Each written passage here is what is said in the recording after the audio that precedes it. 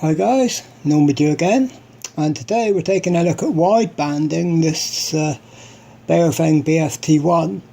Now we're not talking about the hidden VHF band which is in it, because that's pretty much a well-known feature, but how about this?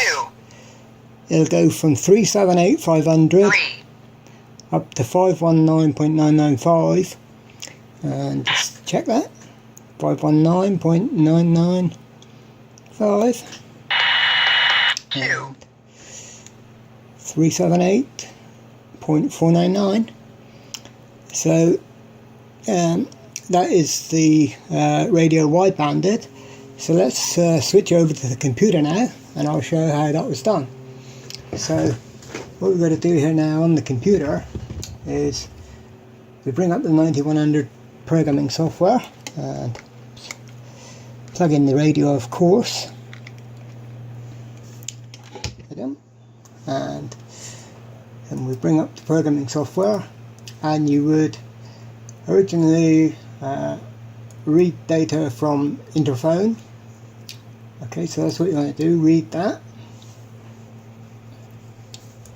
Of course it defaults to COM1 all the time, and of course this USB serial adapter detects as COM3, so we use that. Now we can read the data from the radio. Read. Okay, so that's all my frequencies there. You can see that are programmed in at the moment. But now if I take this back to a standard T1 that hasn't been modified. So what you would do then, once you've got your radio read in, then you want to save as, and then you can save it as BF-T1 .dat. So we would save that, and then you would open the BF-T1 in a notepad, and here is what comes up in the notepad. These are consequently all your channels, and you can see there are probably about 100 channels there, I'm only guessing, but the radio only actually reads the first 20, so you can't actually put any more than 20 channels in the radio. Now here we got the first bit of it, 136, 136, 400, 400. So the first thing we want to do is change the 400 to, well, originally I changed it to 360, but the lowest it will actually go in this radio is 378.5. So let me put 370 for a minute, and here we go for 370. Now on the VHF band you can expand it, but it doesn't work properly. I programmed 134 megs in it, and it started transmitting around 400 megs, so that doesn't work. So then you've got to scroll down again to the very bottom, and here we see 136, 174 and 400, 470. So I forgot, what did I put up here? 370?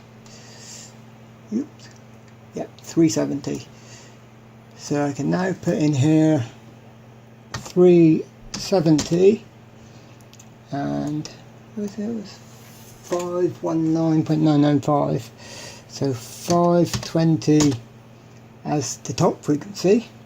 Then save that. Open the new one we just modified, of course. So open T1 blank, right here, T1 blank, no BF-T1, that's the one we just done. So load that in. Now we go to machine info, and it's got the upper and lower bands there. So yes, clear all data. And now we can put in the frequencies now.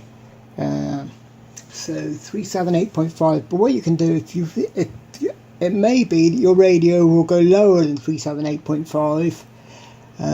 It will take any number you put in it. It will not transmit on 520. it just cuts off at 520, but 519.995 will work, so 519.995, so that's the highest frequency. And so let's try, what I said was the top one, the lowest on this one was 378.5, so 378.5, and we would of course test 375, but of course that won't work in this radio. It may work in your, depending on the way the VCO is tuned, you may get 370, 375. Certainly in my radio it appears that 378 is the lowest, so let's now write that to the radio. Write data to interphone, and write. Oops, that's a bit of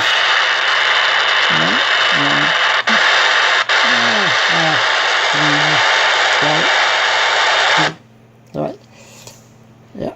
So consequently it resets all the values to 0, so the squelch and everything gets set to 0. So let's come out of that now.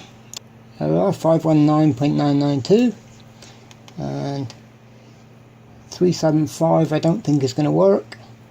No, 375 it's not working in this one, so 378.5, yep, 378.5 is the lowest this one will go.